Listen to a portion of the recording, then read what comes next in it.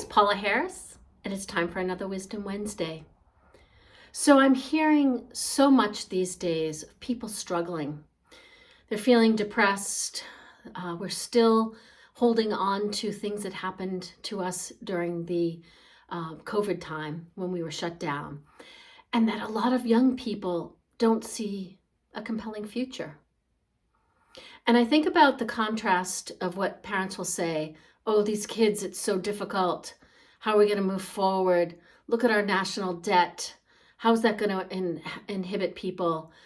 There's all these excuses that keep people stuck in a reality that doesn't have to be true. I think about when I grew up and I'd walk to school, and I remember this sign on the fire station that said fallout shelter. So I'm a little young, but there was still the hangover from the nuclear bomb, the time when war was at hand in the 40s.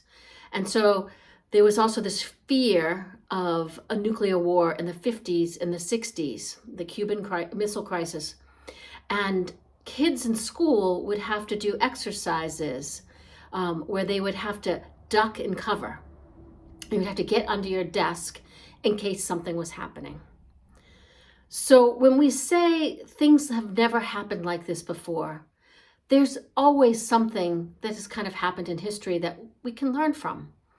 And rather than staying stuck in so much fear and believing that the world was going to end, things did get brighter, and we let go of that.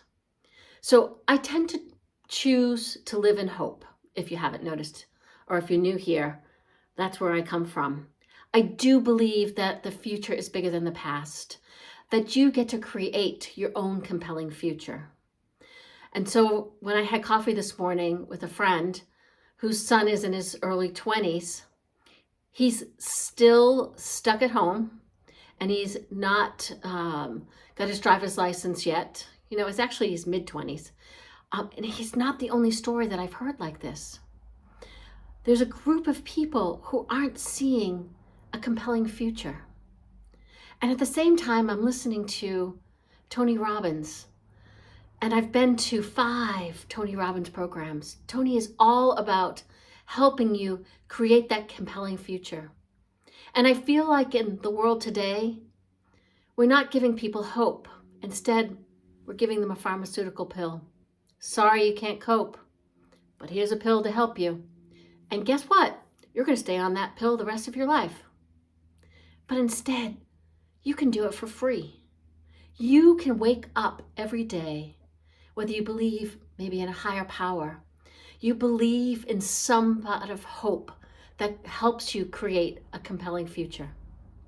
We don't know what the future holds, but it's so much easier to believe that it's going to hold beautiful things, wonderful things.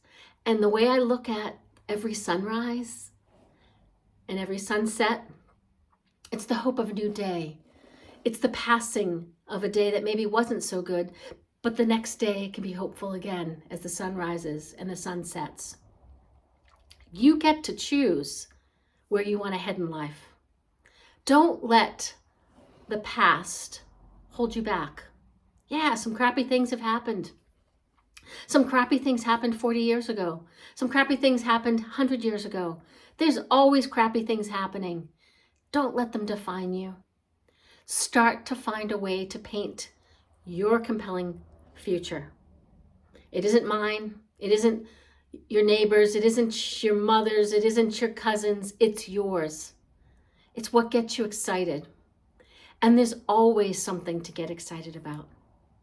So today, I hope that you think about inspiring yourself for a compelling future, or those loved ones in your life that are stuck under something heavy, that they can be inspired too to create their compelling future. And that's another Wisdom Wednesday. Thanks for joining me. Join me on my YouTube channel at Paula Harris 1 and subscribe, and share this with someone who will benefit.